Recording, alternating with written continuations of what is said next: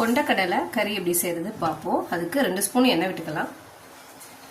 2 கிராம்பு, பட்டை, கட் பண்ண ஒரு பெரிய வெங்காயம், ஒரு பச்சை மிளகாய், இஞ்சி பூண்டு பேஸ்ட் ஒரு அரை ஸ்பூன், ஒரு தக்காளி, தேவையான அளவு உப்பு, 1/4 டீஸ்பூன் மஞ்சள்தூள், 1 ஸ்பூன் தனி மிளகாய் தூள், அரை டீஸ்பூன் அளவு சன்னா மசாலா. நல்லா வதக்கி விட்டுறலாம். நல்லா 6 மணி நேரம் கொண்டக்கடலையை ஊற விட்டு குக்கரில் ஒரு 4 விசில் வேக விட்டு எடுத்து வச்சுக்கோங்க. இப்போ இந்த கொண்டக்கடலையை சேர்த்துக்கலாம். நல்லா கலந்துட்டுக்குவோம். இப்போ கடலை வேக வச்ச தண்ணியவே சேர்த்துக்கலாம். கடலை நல்லா வெந்துட்டதுனால ரொம்ப கொதிக்க தேவையில்லை. அந்த பச்சை வாசனை போகிற அளவு ஒரு 5 நிமிஷம் கொதி வந்தால் போதும். மூடி போட்டு ஒரு 5 நிமிஷம் கொதி விட்டுறலாம். அதுக்குள்ளே மசாலா அரைச்சிக்கலாம்.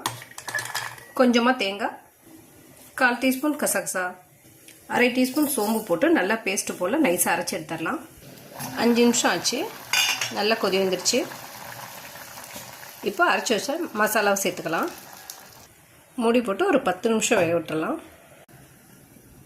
10 நிமிஷம் ஆச்சு. ஈஸியான கொண்டக்கடலை கறி ரெடி. கொஞ்சமாக கொத்தமல்லி இலை கட் பண்ணி போட்டுக்கலாம்.